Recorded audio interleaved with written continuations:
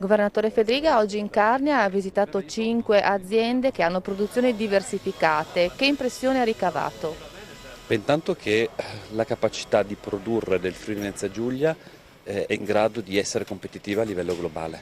Anche piccole realtà che però guardano al mercato internazionale con clienti esteri che vanno dal 40 al 50% del loro fatturato rappresenta sicuramente un'occasione importante per questo territorio. Non solo, devo dire anche che tutta l'area della montagna del Friuli Venezia Giulia è un'area bellissima turisticamente, ma anche in grado di offrire opportunità di sviluppo imprenditoriali importanti, sia legate all'innovazione, basti pensare a quanto abbiamo visto oggi, ma anche legato alla capacità di essere competitive guardando alla qualità.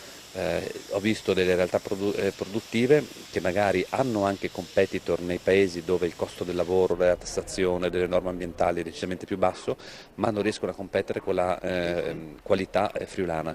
Questo ci rende competitivi sul mercato internazionale e su questo dobbiamo puntare.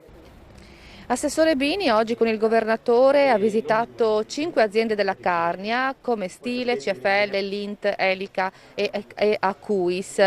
Quanto conta andare sul posto a visitare queste realtà produttive? Ma è fondamentale interloquire con gli imprenditori, è fondamentale visitare gli stabilimenti produttivi.